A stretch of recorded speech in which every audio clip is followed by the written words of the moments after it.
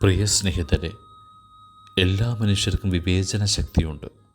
തെറ്റും ശരിയും തിരിച്ചറിയാനുള്ള വിവേകം, തിന്മനാശത്തിലേക്ക് നന്മ രക്ഷയിലേക്ക് നയിക്കുമെന്നുള്ള അവബോധം. എന്നാൽ ചിലർ അപരാധങ്ങൾ ഏറ്റുപറയുന്നത് ശിക്ഷാവധിയിൽ നിന്ന് രക്ഷപ്പെടാൻ വേണ്ടി മാത്രമാണ്. ആത്മാർത്ഥമായ അനുതാപമില്ല എങ്കിൽ ശിക്ഷ വരിക തന്നെ ചെയ്യും. യൂദാസ് സ്വന്തം അപരാധങ്ങൾ ഏറ്റുപറഞ്ഞവനാണ്. ഗുരുവിനെ ഒറ്റക്കൊടുത്ത നിമിഷത്തെക്കുറിച്ച് ഓർത്ത് ഒരുപാട് ആത്മനിന്ദ അനുഭവിച്ചവനുമാണ്. എങ്കിലും അനുദപിക്കാനുള്ള മനസ്സില്ലാതെ പോയതുകൊണ്ട് അവൻ എത്തിച്ചേർന്നത് നിത്യനാശത്തിലേക്കാണ്. യഥാർത്ഥ മനസ്താപബോധമില്ലെങ്കിൽ നമ്മുടെ കണ്ണുനീരിനോ പരിഹാര പ്രവൃത്തികൾക്കോ നമ്മെ എവിടെയും എത്തിക്കാനാവില്ലെന്നേ. ഫറവോയെ ഓർക്കുക. 2 വട്ടമാണ് അവൻ മോശയോട് ഞാൻ പാപം ചെയ്തുവെന്ന് പറഞ്ഞത്.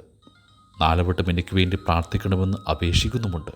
1 വട്ടം ക്ഷമ ചോദിക്കുന്നു. എന്നാൽ അതിലൊന്നും പരിപൂർണമായൊരു അനുതാപം അവനുണ്ടായിരുന്നില്ല. ദൈവം അയച്ച ശിക്ഷാവധിയിൽ നിന്നും ഒഴിഞ്ഞു മാറാനുള്ള കുതന്ത്രങ്ങൾ മാത്രമാണ് അവൻ്റെ ഏറ്റുപറച്ചിലുകൾ. ഹൃദയത്തിൽ മാറ്റമില്ലാതെ അതരം കൊണ്ടവൻ സ്വന്തം കുറവുകളെ അംഗീകരിക്കുക. കഷ്ടകാലത്ത് ശിക്ഷയിൽ നിന്നും ഇളവ് കിട്ടുവാൻ ഉടമ്പടികൾ ഉണ്ടാക്കുന്നവൻ. മഹാമാരി രക്ഷപ്പെടുവാൻ 4 വട്ടമാണ് അവൻ മോശയോട് ജനത്തെ വിട്ടുതയക്കാമെന്ന് വാഗ്ദാനം ചെയ്യുന്നത്.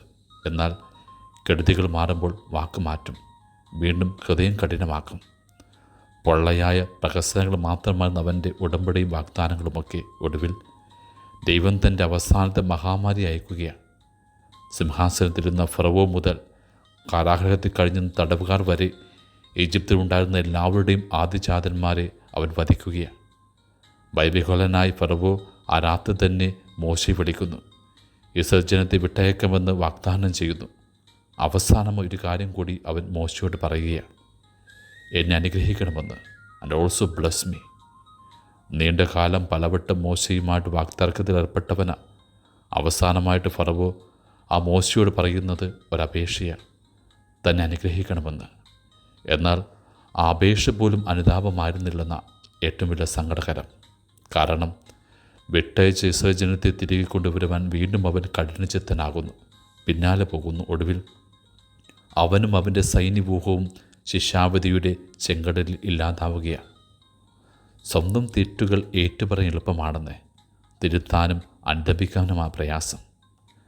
ദൈവത്തിന് മാത്രം നമ്മുടെ ഹൃദയത്തെ അനുതാപത്തിലേക്ക് നയിക്കാനാകൂ. Only God can give us the spirit of repentance.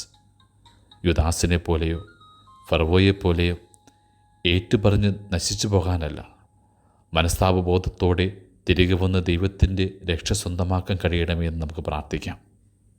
Amin.